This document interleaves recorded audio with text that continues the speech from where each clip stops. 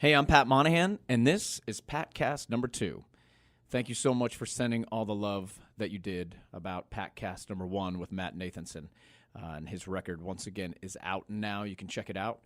And we're on tour. I'm on tour with Ashley Monroe, The Script, Gavin DeGraw, and also Michael Franti and Spearhead. Let's see. Before I get started with Michael Franti, who I love, there's a couple things I wanted to update you on. The tour is incredible. Thank you for dressing up as mermaids. I think yesterday there were 175 mermaids. They had to turn people away. We're so sorry that happened in Indiana. Hopefully we'll be able to get more of you on stage. I think that we are trying to get as many of you as we can. We try to get like 30 or 40 or even 50 boys and girls. It's a lot of fun. The single Bruises, I can't even believe what's happening with that song.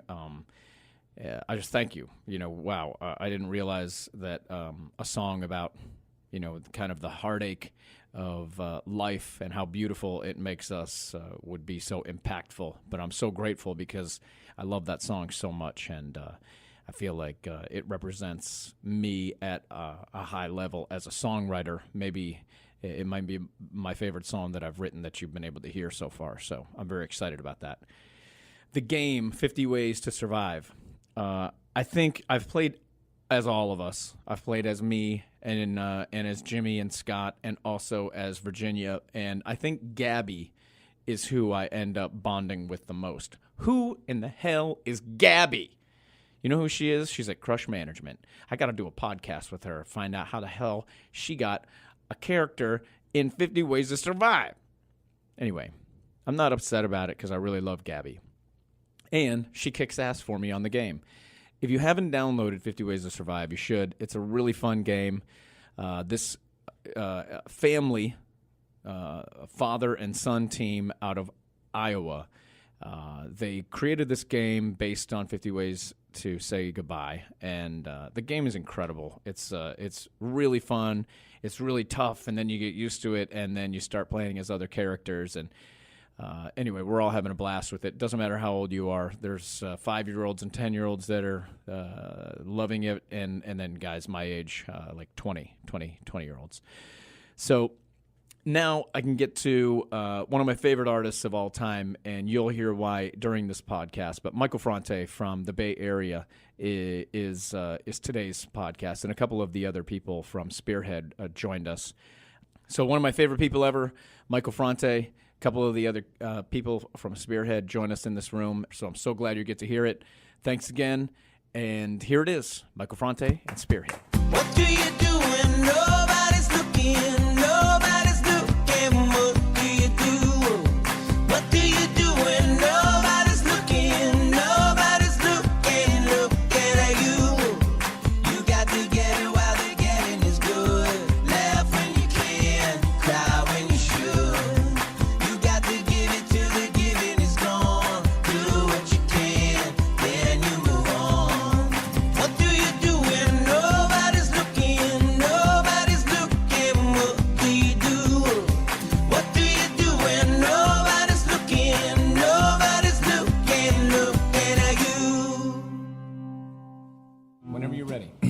I'm ready. Oh, we're starting this first. Okay, cool. Ready?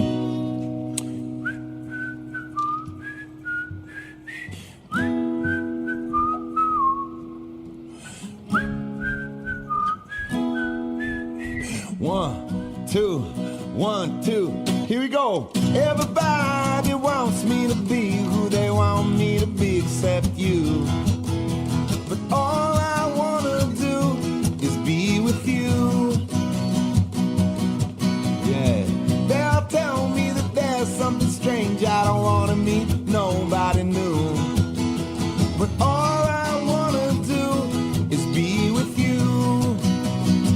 Life sounds like I'm alive, I'm alive, I'm alive, I'm alive, I'm alive, I'm alive. Whoa, I'm alive. One more time, life sounds like I'm alive, I'm alive, I'm alive, I'm alive, I'm alive, I'm alive. Whoa, I'm alive.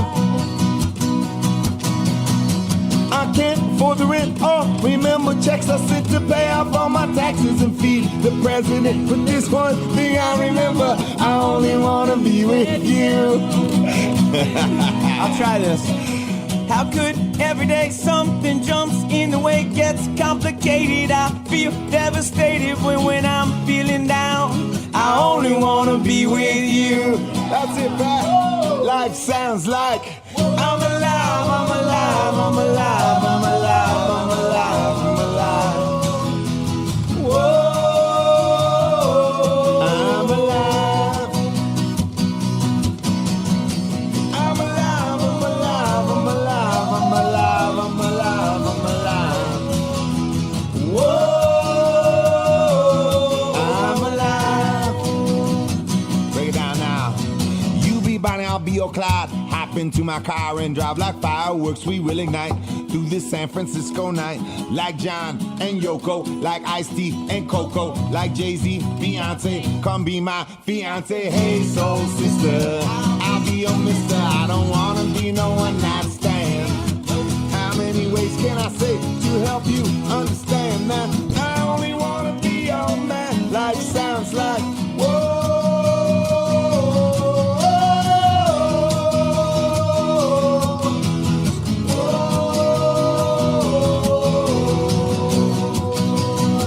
Life sounds like I'm alive, I'm alive, I'm alive, I'm alive, I'm alive, I'm alive. Whoa, I'm alive. Play that guitar, Jay.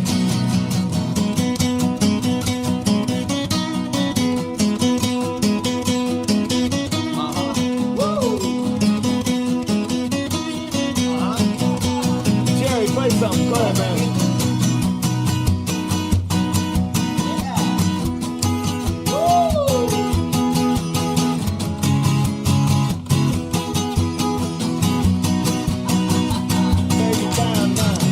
Everybody wants me to be who they want me to be except you.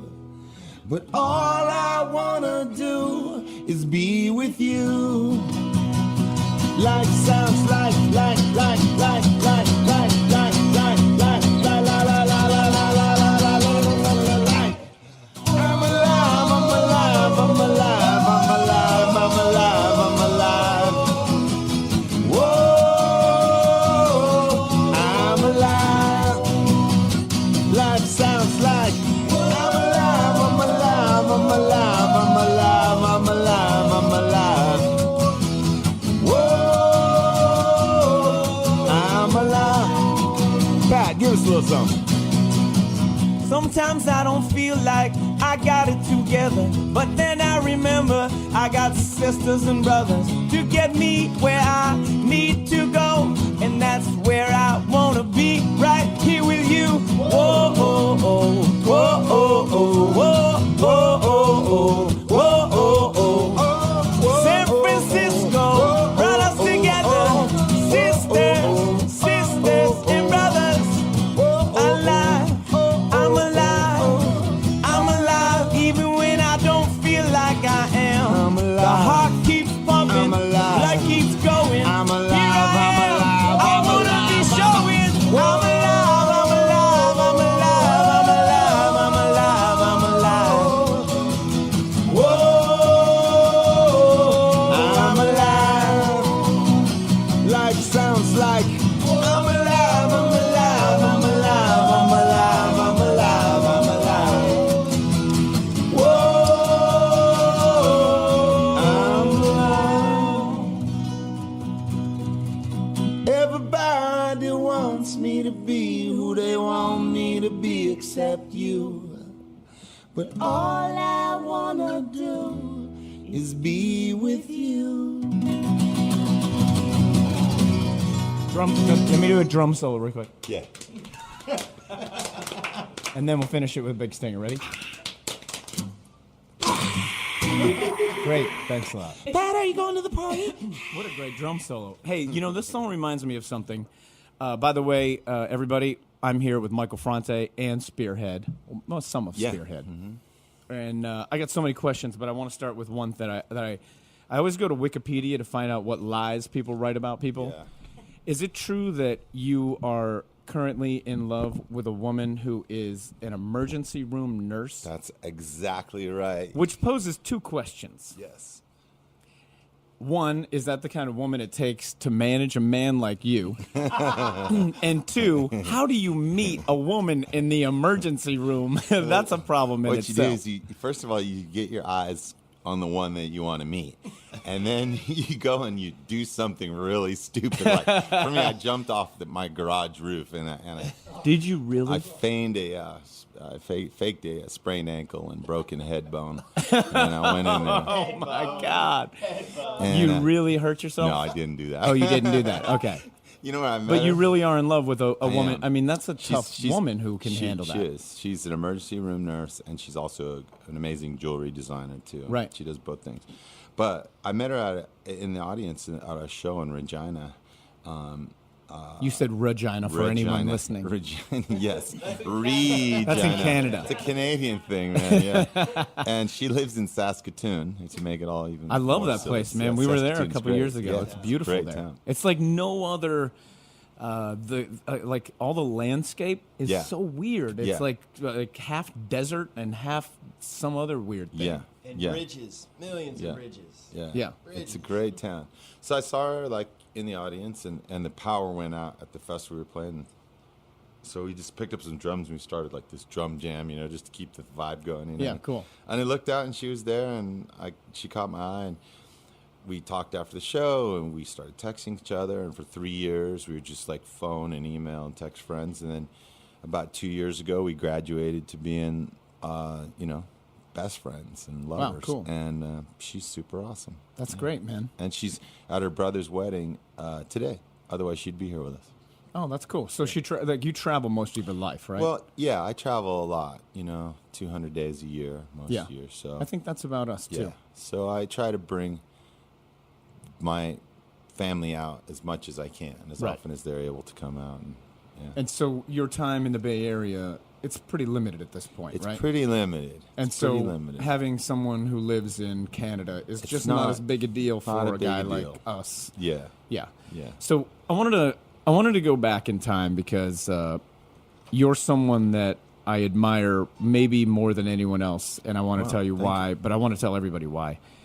Years ago, Train was told, hey, we're going to send you to New York City, and Columbia Records is going to sign you. All you got to do is show up, do a quick show, meet the guys, and then you're done. So we went there, we played a show. The president, came to the show. He left having said he didn't say anything special, so we waited around the next day for the invitation to the office, and it never came. Oh, no. So we flew back home, and we had to go to Laguna Seca a day later, so we packed our sleeping bags. But what other people don't know is that my parents came in, because I'm originally from Pennsylvania. So my parents and my brother, who was living in South Carolina, came in to just basically celebrate this new record contract. So they came, and there was nothing to celebrate. Oh, man. So then they went to Laguna Seca with me, and you can imagine, like, I'm thinking, my whole thing could be over. Because once a record company says no, at least in those days, everybody says no. Yeah. And that's exactly what happened. But so I was just in the beginning phases of the depression. And Laguna Seca happened, and we went out and we played the best we could, to like as many people that we could wake up, because it was Yeah. a camping kind of festival. But then you went on just a little bit later, and you had, I don't know, there were maybe 20,000 people. You had everybody in this like spiritual community. And I was just so blown away that I had to watch from up front, and in the back I had to, because I had access to the stage. So you started to make me believe again, like during your show. And then I went back and sat on the side of the stage and watched. And when you walked off stage, you came to me as though you knew me, and you like gave me a handshake and a hug. And I was like, man, that just kind of made it all make sense again. And so you got me through and made me go back to the Bay Area and go like, we got to figure this out. Let's go make a record. We don't need people. We need us. And like, you just gave me that strength. Nice. And so Oh, thank you, man. I want to say That's thank awesome. you, because Train doesn't exist without Michael Franti. Thank you, man. That's really sweet, man. Yeah. So yeah, that's probably the end of the interview. That's a wrap. No, but Well- so Super Chocolate Highway became a massive deal for me, and the Freaky People, like that became that record.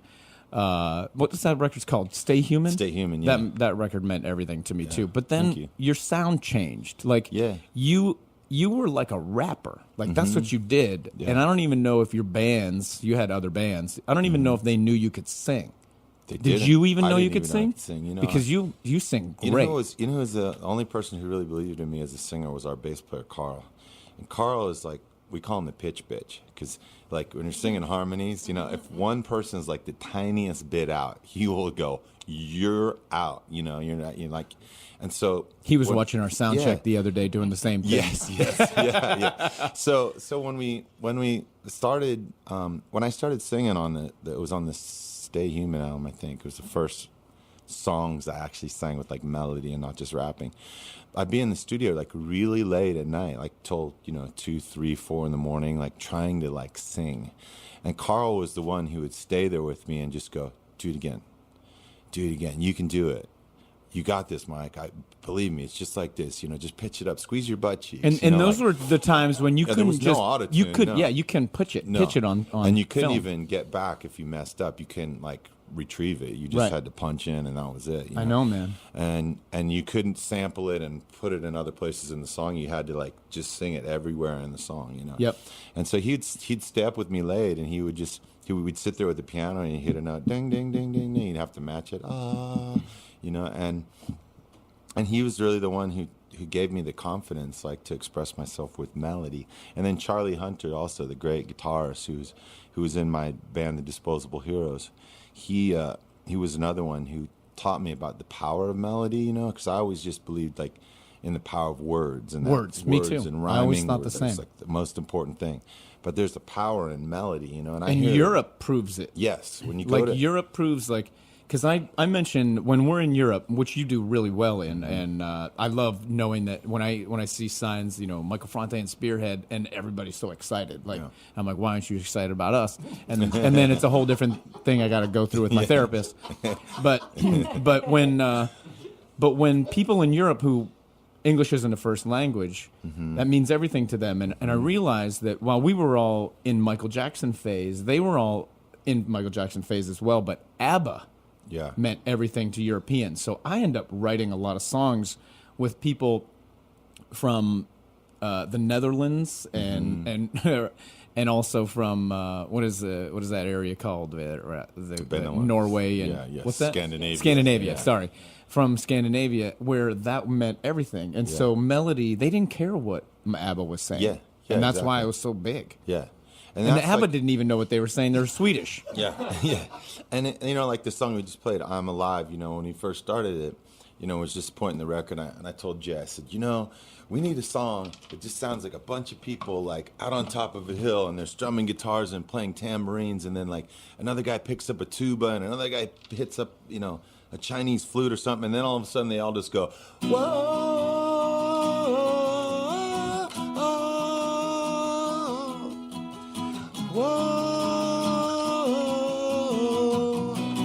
And it's like, what you're saying, like 20,000 people at a festival, they can sing that if they're Japanese. I've watched every night you go out there. I watch it happen. Yeah, it doesn't matter what the the melody speaks more. And Bono was really the one who I learned that from. We toured when I was in Disposable Heroes. U2 used our song "Television, the Drug of the Nation" to start their Zoo TV show, and I'd see Bono every night go out and like sing these melodies and then hold the mic up to 50,000 people, and they'd all sing it back. Yeah. And you realize that connection, that oneness that you all feel when you sing together. It's like it's the scariest thing in the world to stand up in front of people and talk, and to stand up in front of other people and sing is like 10 times more scary than that. Most people would rather like commit suicide than like sing in public. Yeah, I've seen it happen. But when you do it with like 50,000 people. Yeah, you feel this like sense of oneness, of like release and letting go. And well, it seems like you've learned. Like I look at old pictures of Michael Franti and Spearhead, which I want to get into because Spearhead was the name of the band. But then a record label said we own the name, so that's why you started to have to call it Michael Franti and Spearhead. What? I mean, like, aren't record labels cool? Yeah. And so, but when I look back at these pictures of you on albums, you seemed grumpy, and now you just seem so happy. And it was like a life transition. And I know personally that's exactly like you look like I felt. Yeah. Both times. Yeah. Like I'm super happy, but man, I just wanted to punch people. Yeah. And you seem to have this anger in your music in the beginning, which was like, why is shit the way it is? This is bullshit. How come nobody's doing anything about it except us? And I want to get into that too, because I saw you at the San Francisco airport and I wanted to I'd talk to you about something, but but now you are filled with this joy, and like it's even your melodies, you're not saying how come nobody's doing anything about this. You've switched into like, let's just do something together. Yeah. Whatever together means, let's do that. And what was the transition musically and personally? Well, it was a slow transition, but there was a couple key points that I can sort of point to. And one of them was I had this song called Crime to Be Broke in America, and it was all about the prison system, and especially in California, so much money was being spent on prisons and taken out of schools, and so somebody said, have you ever gone and played in a prison? I was like, no. And so I went and I played, and the guys in the prison were like, we don't want to hear songs about the prison industrial complex. We want to hear songs about how much we miss our girlfriend.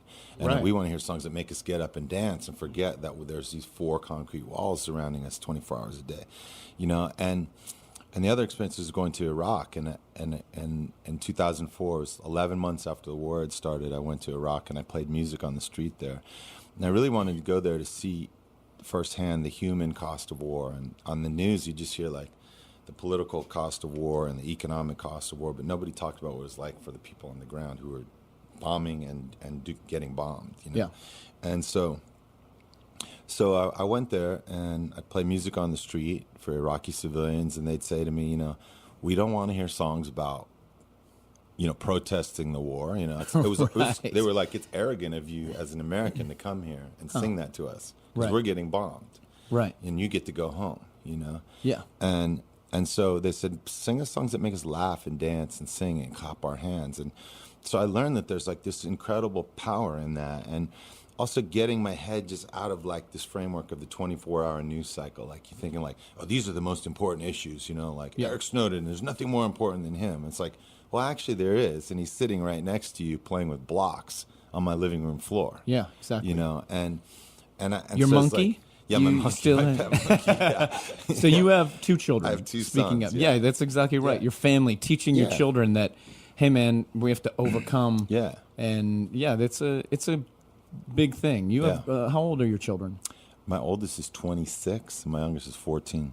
Oh, that's cool. That's a good span. difference. And I'm hoping for 2 more. Oh, good, Yeah. man. That's what I did. Yeah. I have a 20-year-old son and a almost 16-year-old daughter, and then a 4.5-year-old and a 1.5-year-old. So I'm done. I don't want 2 more. But I'm glad you do, because Okay, I thanks, think man. more Michael Franti genes in the world is going to help us out a lot. You can be their uncle. I can be the uncle? You can be the ridiculous uncle that just shows up. Speaking of once the or twice uncle, a year. now I'm going to tell you my SFO story. Okay. And I just want to publicly apologize, because I saw you in the airport and you were with your family and you were gathering your pieces to get on a plane. And when you're trying to do that as a family, it's just about as unfun as possible. But this was pre 9/11, so it was a little less unfun as it is now. Yeah. But I said hi to you, told you who I was, and you were like, "Here, man, here's my phone number." Then you were texting me because you wanted to. There was something about Bush, and you wanted me to get involved. And I just wanted you to know that back then I wasn't able to make those life choices. Yeah. I didn't understand, because all I wanted, because I wasn't happy either in my relationship and in music, all I wanted was to be successful. And I just couldn't, I was like, I don't care about George Bush. I don't believe in anybody. Yeah. Like no political anybody. But now I'm starting to get it as a grown up, because I felt like even at 30 I was a kid. And now I really just want to say, like, if you would text me today and you wanted me to stand up for something that seemed right, I would probably be there with thank you. you, man. That's awesome. Because you have such a keen sense of what's right. Why? Like, is that because you were raised in San Francisco? I'm from Pennsylvania, and we were all, or at least my family, was consumed with, don't take more of my money with taxes. give me my money, let me make those choices. Yeah. But Jerry, he was born in Cleveland, and he was the opposite. His family was they weren't conservative at all. They were very democratic. Yeah. liberal. And so they were very liberal, but my family was the opposite. So politics and I never dug Bob Dylan. Yeah. And I, because it was like, I don't want to know that stuff. Like, that's not what I want to sing about either. Like, I want to sing James Taylor songs because I don't know what a birchmere is, but I want to find out, And, like, those things meant something to me, but I didn't want somebody to tell me what they thought politically. Mm-hmm. But you have a keen sense of what is right. And I believe that in my heart, like listening to your music, but also watching you as a human being. You make great life choices. And that's how you know if someone is smart or not. Well, I don't know if I know it's right, but I know it's in my heart. And when I was a kid, I was given up for adoption. My mother is white, my father is black. And my mother believed that because her and my father never got married, that her family would never accept like a brown baby. So that she gave me up for adoption. I was adopted by the Franti family. My mom and dad were Finnish Americans, and they birthed 3 children of their own. Then they adopted myself and another African American son. And I grew up in this very mixed household. One of my sisters was a lesbian, and we grew up in this kind of mixed neighborhood, and my mom was really insistent. She was a school teacher, so she'd teach like 30 kids a day, then she'd come home and have to deal with us 5 crazies, tearing the house apart. And so she was very insistent that all of us treat each other the same, and that we all had the same opportunities. And she also insisted that when we went into our neighborhood, we treated everybody the same. It didn't matter what ball team they rooted for, what school they went to, what language they spoke, if they had 2 moms or 2 dads, whatever. We were supposed to treat them the same. And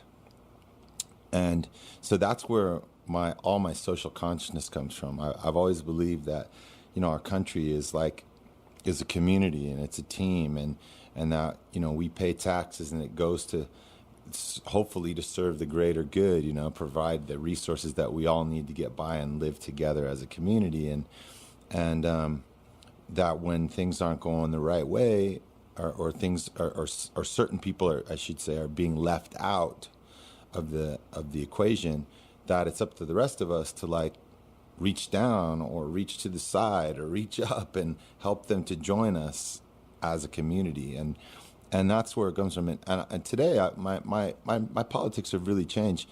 I'm not so interested in big letter P politics. I'm interested in small letter P politics. Local. Yeah, regional, local, your family, yourself, inside your heart, your own body, taking care of not the 24-hour news cycle, but trying to make a difference in other people's lives 24 hours a day. And I think that's what you do musically. And I think what your family taught you is what I think San Francisco's best quality is. Like, people want to know where to go, and the Golden Gate Bridge, which is stunningly beautiful, and the food, but really it's the tolerance that makes San Francisco the greatest city in the world. Yeah. It's that San Francisco is like the house you grew up in. It's not really like the house I grew up in. It became the house that I created. I was the last of 7 kids, and nobody didn't accept anybody, but we never talked about it. We never had interracial family stuff to talk about because we were just one color. We were one thing.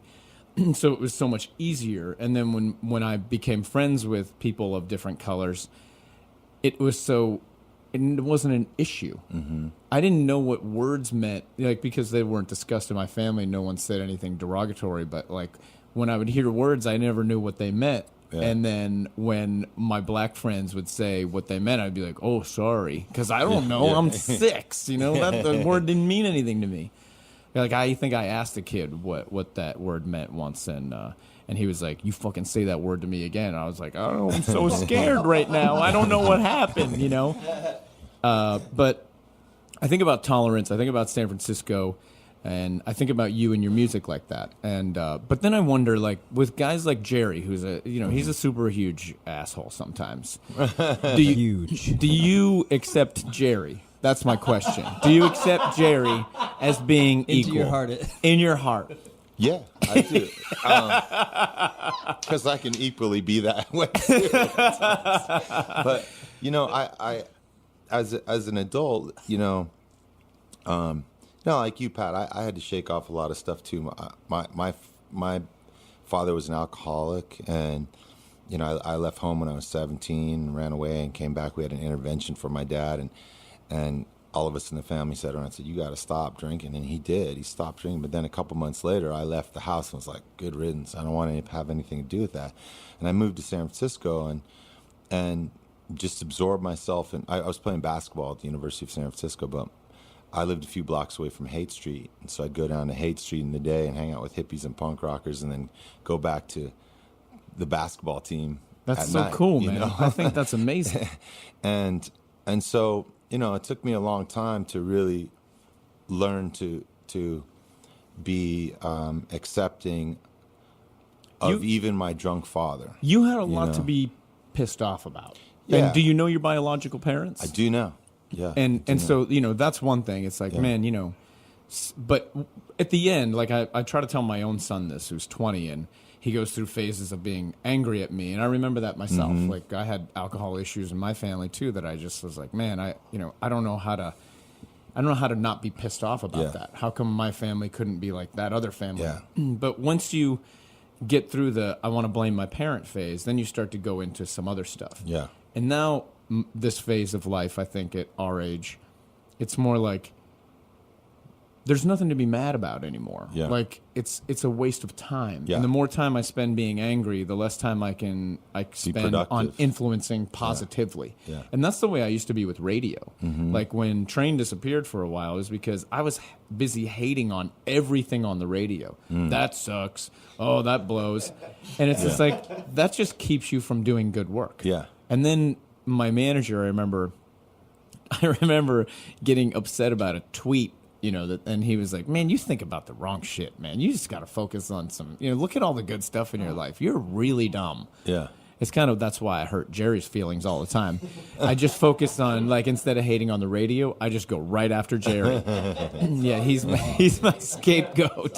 Whipping boy. But I love the transition. I think the transition into the fatherhood and being a grown up and being a positive influence, and we can still be on the radio at the age we are. Yeah, it's amazing. Is based It's a on the blessing. transition that we've made personally in our lives. Yeah. The thing is, like, as much as I've been in that same space where I'm like, man, the radio sucks. They play the same songs over and over again, and they're not mine. And they're not mine. Yeah. It's not true. Alice But- plays quite a bit of you. Oh, they do now. They And do now. We have mutual friends. No, they knew the radio, has been very kind to us. But the thing is, when I was a kid, I listened to only the radio. And even the stations that you thought were the cool stations on the radio, the alternative or the hip hop stations, you didn't realize there was a whole machine behind that brought you Depeche Mode, or that brought you Right. You didn't realize. Bad Religion, or that brought you like any cool band that you thought was super cool. You didn't realize there was a whole machine behind it. You just thought they were super cool, and therefore they rose to the surface, and you found them before anybody else did. And so, as a songwriter today, it's like I don't want to write songs just for myself. I want to write songs for the people who listen to them. And I feel if the more of my heart and soul that I put into a song, the more it's going to resonate with somebody else. So I pour over each word, over each melody, over each chord, over each phrase, over the tempo of the song. We'll work for days on just like, what's the right tempo? Is it 136? Is it 124? Is it 132? And we'll speed Do them you up. write with your band? Do you guys write? Jay, do you get in Jay on the and I writing? are pretty much, We do a lot of the Yeah. studio. We're pretty much Cool. the studio we're pretty mates. much the studio That's guys. how I got into the thing. Yeah. I was hired as an engineer 9 or so years ago. But you're really terrible at that. So he was like, "Man, maybe you should just play No, guitar." I'm really terrible at guitar, and that's how I got into bands. But he as smiles a engineering. lot, so we let him be in the band. There's a lot to be said. If you Man. just be pleasant to be in a room with for 12 hours, what can happen? Man, it's true. Watching you play guitar out there every night, though, you seem like you know what you're doing. You're Thank fine. you. Thank you. Before I get into my final questions Yeah. with you, can we play another song? Let's do it, yeah. All right, I got to turn everybody back down here. Okay, cool. We're good? Yeah. Okay. 1, 2, 3.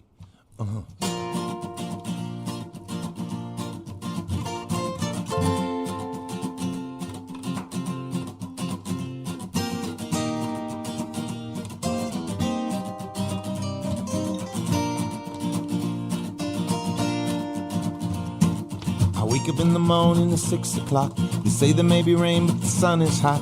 I wish I had some time just to kill today, and I wish I had a dime for every bill I got to pay. Some days you lose, you win, and the water's as high as the times you're in. So I jump back in where I learned to swim, try to keep my head above it the best I can. That's why here I am, waiting for this storm to pass me by.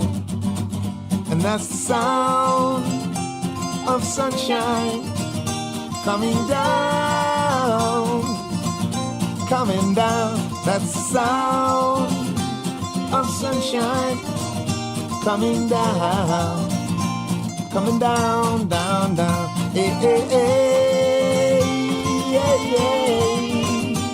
hey, hey, hey, hey. 1, 2, 3. Saw my friend Bobby, he said, what's up, man? You got a little work for 20 to lend. I opened up my hand, he said, I'm glad to see they could take away my job, but not my friends, you see. And here I am, waiting for this storm to pass me by. And that's the sound of sunshine coming down, coming down. That's the sound of sunshine coming down to the bridge. Yo, here we go. I wanna go where the summer never ends, with my guitar on the beach there with all my friends. The sun's so hot and the waves in motion, and everything smells like suntan lotion. The ocean and the girl's so sweet, so kick off your shoes and relax your feet.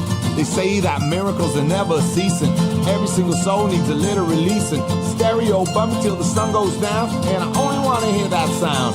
That's the sound of sunshine coming down, coming down. That's the sound of sunshine coming down. Get a little guitar, man.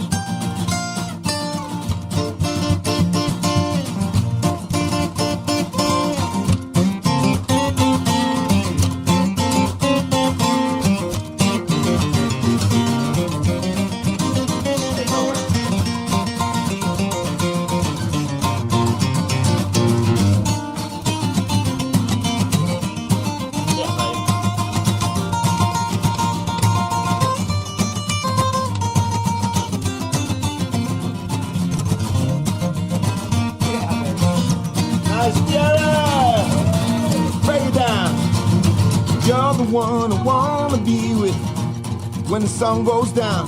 You're the one I wanna be with when the sun goes down. You're the one I wanna be with when the sun goes down. You're the one I wanna be with when the sun goes. That's the sound of sunshine coming down, coming down. That's the sound of sunshine coming down. Go ahead, Pat. Hey, soul sister, ain't that Mr. Mister on the radio, stereo?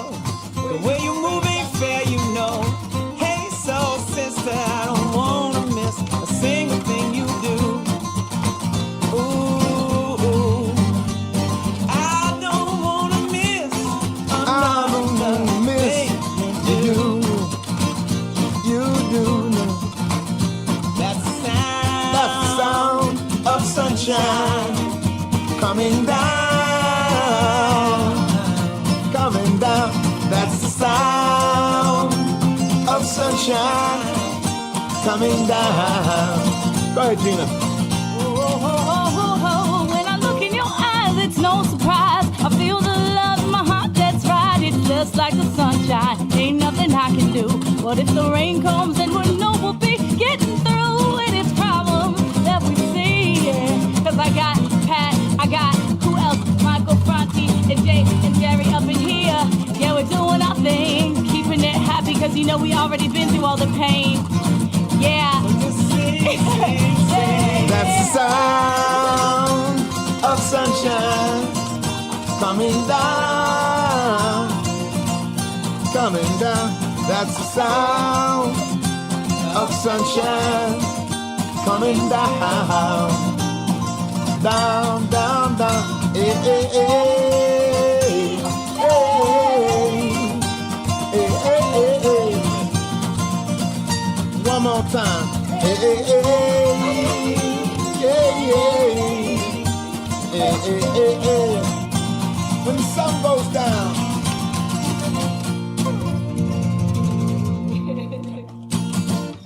You guys want another drum solo, or are we good? We gotta have it. You know, your music sounds like everybody's invited. That's what every song sounds like Thank now. you, man. That's Really, what we because wanted to like I just remember those records that I used to listen to of yours that I felt like that's the coolest guy in the whole world, and now the coolest guy in the whole world sounds like he wants me to come and hang out with him. Yeah. You know what I mean? Thank you. It's a pretty cool transition. You never push people out, but now it feels like everybody's invited. I think that's the key to it's definitely a key to your success. I mean, these crowds every night. This is not, you might be playing in front of us, but you could certainly be playing after us because you are a headlining motherfucker, man. You are a badass. Like, you're a badass band. I feel You're the an same way incredible about you guys, performer. because I've seen you guys grow over the years, on your show. Like, I went out and I saw the first show that we did on this tour, and I was like, wow. First thanks, of all, man. your songs are songs that you could sit like this and play, and they sound as good like this as they do when they're in front of 15,000 people. Thanks, man. And I want to then- do as much as this as we can together. Yeah. I'll play any side of the stage you want. got it, man. In the front, in the back. Nice. And also, we should write some songs together Yeah, in the we Bay should. Area or anywhere else That'd or be on the awesome. road. And Jay, I wish people could see your face while you play. You just smile the whole time. While Jerry plays guitar, you smile at him like That later was a on. frown. I thought that was, he's like, play the right Like notes, you just want to brother. hug him. You just like I thought that I was going to hear everybody stop because you were going to be busy hugging them. We did pretty well. Good work. So let me throw these last few questions at you, and then you can go about sound check and everything. You have a favorite song of yours you wish more people heard? Favorite song? One Step Closer to You, I think, is one that I really... What album is that It's off? on... do you know what album that's on? One step closer. I think it's on Yell Yell Fire. Yeah, it's on Yell Fire. It's a song that Pink actually sings the background parts on. Oh, cool. But it's a song that's about letting go. It's a song that was really a transition and all the stuff that we're talking about, going from being like angry fist in the air to saying, maybe there's a different way that I can approach And it's called things. One Step One Closer. Step Closer, yeah. Cool, that people can check that out. A favorite unknown song by someone else? Favorite unknown song by someone else. The first thing that comes to mind is Pieces of a Man by Gil Scott-Heron. And Gil Scott was Gil Scott-Heron. Oh, wow. Yeah, he was I the don't one. even know that person. Yeah, Gil Scott-Heron was the one who wrote "The Revolution Will Not Be Televised." Do you know that song? The Revolution will not be televised. The Oh, yeah. Revolution will- In the '70s. Anyway, Gil Scott was an incredible political poet and Fender Rhodes singer and jazz player. But he wrote this really beautiful song called "Pieces of a Man," which is, I guess, it's about his father. It sounds like he's singing it about his father, and it's just one of my favorite songs. That's cool, man. Okay, so people can check that out too. Most memorable gig? Most memorable gig for me is probably the time we played San Quentin Prison, and I was trying to think of a song that would unite all, because we had all the groups out in the yard. So there was the whites. I'm surprised they let the prisoners do that. Norteños, Sudanos. Well, it was the first time that they had in many years, and all the different groups are there. And so I'm trying to think what's one song that will unite all of them. Yeah, So were you right about it? Yeah, we're going, we're playing, we're singing along, and then I look back at David, our old guitar player, and I go, let's play that song that we do sometimes at our show. So he starts going, dun dun dun dun dun dun dun dun dun dun dun dun dun dun dun. Sunny day, sweeping the clouds away. And so all the dudes on the yard, every And group they of were people, in. they're all putting their hands up in the air, singing along. And so I take it to the next level. I go, I start singing, someday you'll find it, the rainbow connection, lovers, the So dreamers, childhood and songs. me. And then I took it to the next level. I said, yeah, there you go. And I said, C is for cookie. That's good enough for me. C is for cookie. At which point, all the Crips on the yard started flashing their C's. I just start cripping. And the warden is looking at me. He's like, cut it. Stop. That's an incredible story, dude. Have you that done was it. Sesame Street? Yeah. Oh, no, we've never done the show. Oh, Sesame you Street. got to Yeah. do, man. You'd be Love the it, man. perfect guest, Sesame Street guest. Ah, wow. Have you done it before? We just were asked last year, and we did drive by, but they turned it into Five Guys, and You mean it was Five really- Guys hamburgers?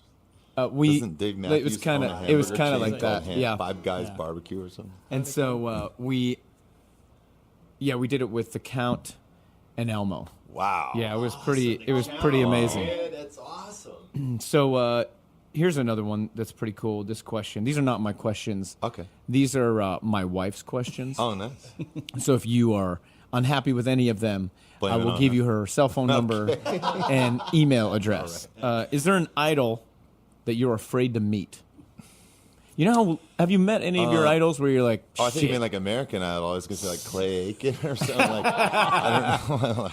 But have you I'm met an afraid idol to. where you're bummed idol- out that you met them? Well, yeah, there's been a few. Is I there don't even know if somebody I else wanna- you're afraid I don't to even know meet? if I want to mention them. But I guess the one person would be Sade, because I've always like had this huge crush on Sade, and I'm thinking like, God, there's got to be something wrong with her. She's got to have like bad breath or something that's like wrong with her, because otherwise she's so perfect. She's so You're afraid to beautiful. meet her? Yeah. So even I don't know how old she is now. She's got to be like 50 something. She's still the sexiest woman on the planet. Yeah, to me, she's crazy sexy. Yeah. Is she an Yeah. English woman? Is She is English, and I think she's half English and half Nigerian.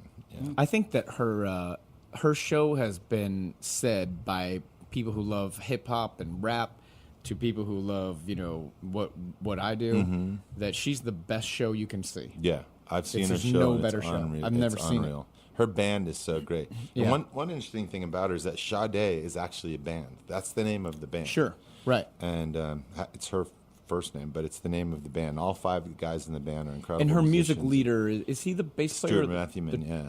The sax player too? Sax player, Yeah. yeah. That guy's a serious guy. Yeah. Do you have a few desert island albums you want to throw out there? Maybe 4 or Kaya 5? by Bob Marley would be my first one. Marvin Gaye's "What's Going On." It's another one. So all current stuff then. Yeah.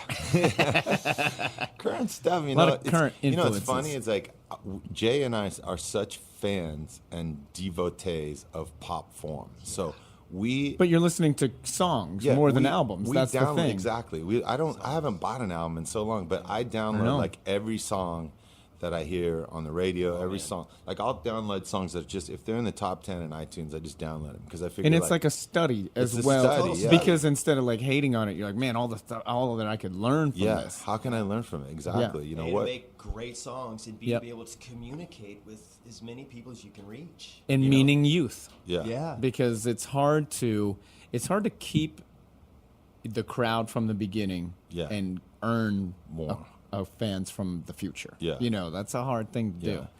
But so you got any other albums? You good with those two for now? Those two. Okay, That'll be cool. good. Almost done, man. Your favorite experience with an opening band while you're the headliner? Or we're the headliner. Well, there was this one tour that we did where we all sort of rotated being headliners. It's us, the Fugees, and Ben Harper. We took different turns Whoa, every night. man. Nice And tour. it was like When was this? It's like right before the Fugees had "Killing Me Softly." It was the record before that, and then "Killing Me That Softly." must have been an amazing tour, man. Yeah, then "Killing Me Softly" came out, and they became the headliner for the rest of the tour. That was the end of the Yeah, tour, it was the huh? end of the rotating thing. That's how it ended. Were you there then? No, Yeah. I was a couple years later. But it was, it was really great to be. So your fondest days were without Jay then? Is that what you're saying? Yes, my fondest I just days want to were make sure that you're before saying Jay. Ever since Jay, it's been all downhill from there. your favorite experience as an opening band. Well, Did you open for U2? Yeah, we opened for U2 in the That's first pretty week big. of the tour. Jay, were you a part of that? No. See, once again, yeah. another greatest. Wasn't there. That was when I was in Disposable Heroes of Hypocrisy, and we had this song, Television, the Drug of the Nation, and they loved the song, and they used it to start their Zoo TV show. Crazy, so man. They'd play our video to start their show. So they had us come out and tour with them, and I remember we played Yankee Stadium, and before that, only the Pope and I think Nelson Mandela had appeared at Yankee Stadium. And I was joking with Bono. I was like, did you guys sell more tickets than the Pope?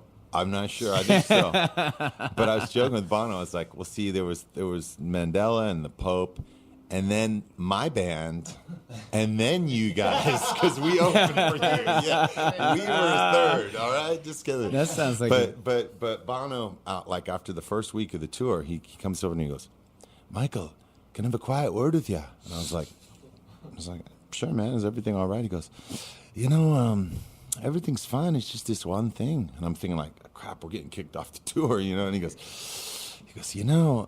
my guitar player. And I said, yeah. And he goes, his name is The Edge, not Ed. And like for the whole first week of the tour, I was like, yo, Ed, I like that hat. Ed. Nice solo, Ed. I'm digging that flying V. Yo, Ed. I'm feeling that shit. You called him Ed. And it was enough, apparently, for him to go to Bono and go, listen, man, I like the band. Man, the fucking guy keeps calling me Ed. And he didn't have the nerve to come up to you. He had to have a singer do it. That is a profoundly funny story. 2 more questions, and then you're out, unless you want to hang out. All right. Least favorite experience as an opening band? Oh, God. There's been many that it's just like hard when you're playing a big place and no one shows up. Yeah. I've never had a bad experience actually with the bands that we've toured with. They've always been great and sweet to us. But it's really hard when you go there and like the people who buy the cheap seats sit up in the grass in a outdoor shed, and then the people who have the seats up front, they either got them from the record label or the radio station for free, or they paid like $1 gazillion and they can afford to not show up and miss most of the show, Right. Yep. And so you're sitting there and you're like, you're trying to play for like nobody in front of you. And that's when I started like going out into the crowd, which is what I do at every show, like running all over the place. Like, okay, you guys can't come to me, I'm going to go to you, Yeah. I love it. Yeah. And you got to have a serious signal to get all the way out there, man. You do, man. Do you have a headpiece when I've got a headset. Headset? Yeah, I got my guitar on wireless, and I go rock it, man. Yeah. You're the only guy that can wear a headset then and look cool. Because if I tried that, people would be like, please stop playing music right now, unless you're gonna dance with the Backstreet Boys. With that thing on too, you got that big black hat and a big black. Yeah, and like I said, you're the only guy that looks cool with a. Okay, last question. Your most unusual location for a gig you've ever done? Oh wow! Well, I mentioned a couple prison things. We also played in Folsom Prison 37 years after Johnny Cash did. We were the first band after Johnny Cash. But I think the most unusual places have just been all the places that we've played on the street, and they're numerous, And Jay and I will go out. Playing on the streets in Iraq. Yeah, in Iraq, that's got to be it. That's got to be it, right? Yeah. I mean, you're a brave soul. I look back and I was How really did you stupid. think that you were going to get away with it? Like how? What was funny? It's like I was on our tour bus and we were watching the news and just going like, what the hell are we doing? Like, we're bombing this other country and we're like, and it just seems like logic to you that we wouldn't. I was like, what most are we doing humans that for, And humans so, don't want to hurt each other. Yeah, and so I was like, so my friend said, you should go over there and see what's going on, and I was like, yeah, I should actually, and I called my manager and she called the State Department and they were like, she said, we want to come over there and play on the street, and they were like, well. She said, do you need any special visa? And the person on the other line goes, no, it is kind of a U.S. territory now. And we were like, okay, so we don't need anything. So we flew to Amman, Jordan. We hopped in a 16-passenger plane, and we took off. And when you get above... How many of you? There's 8 of us. You get above Baghdad Airport, they go into a spiral descent. In fact, the pilot, when you get on the plane, he goes... Please remember to put your tray table up and fasten your seatbelt, and to avoid a hit from a SAM-7 surface-to-air shoulder-launched missile or small arms fire from the ground, we will be doing a spiral descent. Thank you. And you're like, I've never heard of a Yeah. sub. What is that? A spiral descent is exactly what it sounds like. You get straight above, and you just go in a spiral straight down. They do that because a heat-seeking missile can only make one turn. It's not like in the cartoons where it can follow you around everywhere. It can just make one curve. So if you keep curving, it can't lock onto you. Oh my God! And so then we got on the ground, and some drivers are there to pick us up, and we start driving. When you in. were making a spiral descent, did you almost have I did like? the only logical thing, which was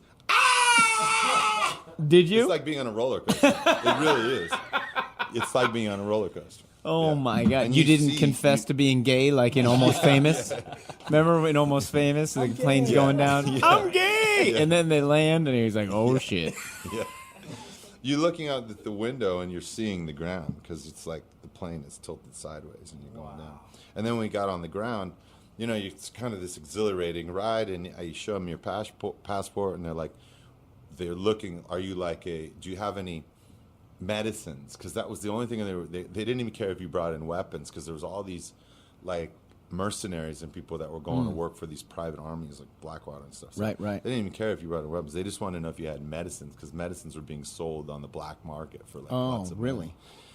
Then you get on we got in our car and we started driving, and we had these drivers that were arranged for us. So they came in earlier in the day. They were Iraqi civilians, and we start driving out. And then we look on the other side of the road. It's like a 2-lane road. The other side of the road, there was a car that had blown up in between the time when our drivers came in. Oh my and when God! they left. And then it was like this wake-up call. It was like all this. You were really in a all war this, zone. Sort of fun, and we're screaming in the airplane, and we're landing, and we're all this small talk with all the locals, and then you realize man, this is like a real war. People are dying. Yeah, people are dying. And so how many days were you there? I was there for a week. I was there And for that's 7 and days. that's what made the locals say hey man, don't come over here and start Yeah. singing us your political songs when Peace you and get to love go songs. home. Yeah. And I went to this one hospital, and this hospital was filled with children who, as a result of the first Iraq war, there was all these, we used so many depleted uranium weapons there, so there was lots of birth defects among kids, and lots of cancer and leukemia and stuff. So I went to this hospital that was filled with all these kids that were had various deformities and cancer and stuff, and were dying. And so there was 12 kids in this room. I go around to each bed, and the mothers or their aunts or grandmothers would live in the hospital and sleep in the beds with them, because they didn't have places. They came from all over Iraq to this hospital. And so I'm playing a kid for each song and going from bed to bed and talking to each kid, and with a translator, and this doctor is really trying to hurry me through, and I'm like, no, it's okay, really, I want to spend time here. And she's like, so after you leave the first room, she goes, this was the first room, and there's 10 more rooms, and there's 6 more floors. Oh my God! That we have to go to, And so it's you just realize. And How much did you cry before and after and during that whole stay? During the whole, during different parts of the day. Did you just have to go take a break to just go cry your face off? There's this one kid. He had this little stumps for legs. He was 9 years old, and I was sitting there talking to him through a translator, and he was explaining to me that we use these cluster bombs, and these cluster bombs basically blow up, and then they spit out all these hundreds of little plastic balls that are blue and yellow, and they're basically like grenades that are filled with depleted uranium, stuff inside of them, and then kids find them, and they think it's like a toy, and they go. Dude. So this kid saw this ball, and he went and kicked it, and it blew off both his legs. God. And those are the types of things that are just you just can't imagine what life is like, And then I would go at night and I'd play for U.S. soldiers, and they'd be like, I signed up on September 12th, 2001, the day after September 11th. They were like, I thought we were coming here to take out Saddam because he was involved in 9/11, because they had weapons of mass destruction. Now we find out there were no weapons of mass destruction. Saddam wasn't involved. we're here fighting for And you're here oil killing resources, babies. you know, yeah. And so it's just, you know, you learn to have empathy for everybody in the situation. And I went to Israel and to Palestine after that, Gaza Strip, and traveled around there, played music on the street in both those places. And you hear stories on both sides of that conflict. And it really reshaped my way of thinking about the world, that it's not just as black and white. Do you as think it's better now? Do you think Obama has improved things? Do you think that when you get into office, you're just subject to kind of sitting in the role? I think there's a lot more to it than... I think that there's a trajectory that America is on, that we've lost our manufacturing capabilities. So the one thing that we have to hold over everybody else in the world is still our military. And so it's like it's almost part of being the president is that you have your fingers on that joystick. So being the president is also being the commander in chief of the strongest military in the world, biggest army in the world, right? And you know, and once you let go of that, then what else do you have to what offer? do you have to offer? Yeah, because basically we protect places. That's what we do offer. Protect resources. Protection that fit with our interests, you know, our economic interests. With our interests, right? Yeah. Exactly. And then when I came back from there, I went to Walter Reed Hospital, and I've been there a few times, you know, and meet these guys that have been blown up. You see the other side, and you hear the stories of the other side of things, and it's just you spend a lot of time like. I always like see people do generous things, but they like to do it in front of people. And you're the opposite. You're the real guy. You're really doing something positive. Like, thank you, man. Playing for soldiers and going to Iraq and finding out firsthand what things are for truth. You know, it's the world could use more of you. I hope you keep making music. I hope you keep teaching people, because I think you're a great teacher, and through your music and your life.